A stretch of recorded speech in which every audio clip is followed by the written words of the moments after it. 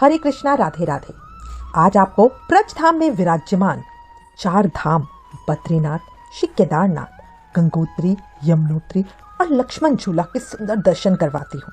ज्यादातर सभी लोगों ने उत्तराखंड में स्थापित 4 धाम श्री बद्रीनाथ, श्री केदारनाथ, गंगोत्री, यमुनोत्री के विषय में सुना है, पर ये पवित्र पावनी 4 धाम ब्रज भूमि में भी विराजित है।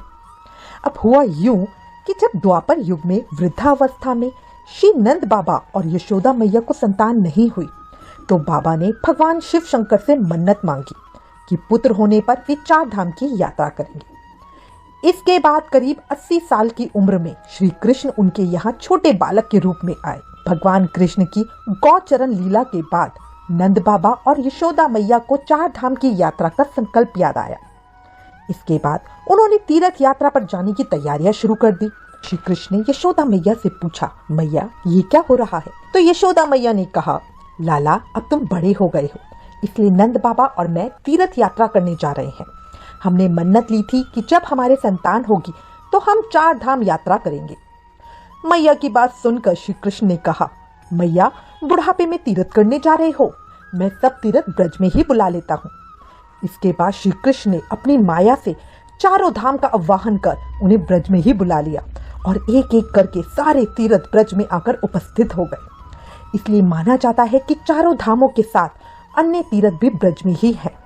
इसीलिए तो कहते हैं ना, कहीं और जाओ या मत जाओ, ब्रज यात्रा पूरी कर लो, आपके सारे तीर्थ पूरे हो जाएंगे।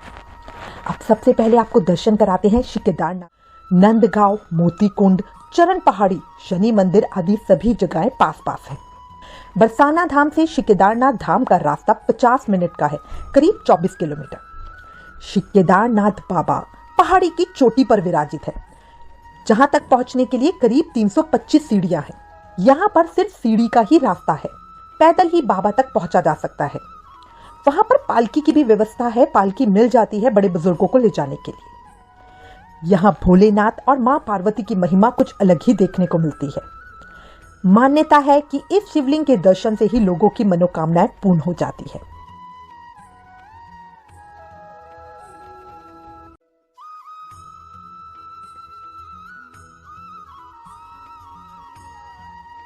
मंदिर से पहले एक पत्थर पर प्राकृतिक रूप से गणेश जी की छवि है। बाबा केदारनाथ के शिवलिंग की सुरक्षा के लिए उनके ऊपर शेषनाग के रूप में एक पहाड़ मौजूद है। बहुत ही मनोरम दृश्य है। सबसे ऊपर वाली पहाड़ी नंदी रूप में है। चारों तरफ हरियाली और ठंडी हवा बहुत ही मनोरम के बाद अब हम जाएंगे बद्रीनाथ। यही गंगोत्री और यमुनोत्री भी विराजित है। केदारनाथ धाम है बाबा शिव का, वही बद्रीनाथ में भगवान विष्णु नर नारायण रूप में विराजित है। केदारनाथ धाम से बद्रीनाथ धाम 14 किलोमीटर यानी करीब 35 मिनट का रास्ता है। श्री आदि बद्रीनाथ धाम का रास्ता गांव के बीच से होकर जाता है। ये बहुत ही सुंदर और शांत जगह है।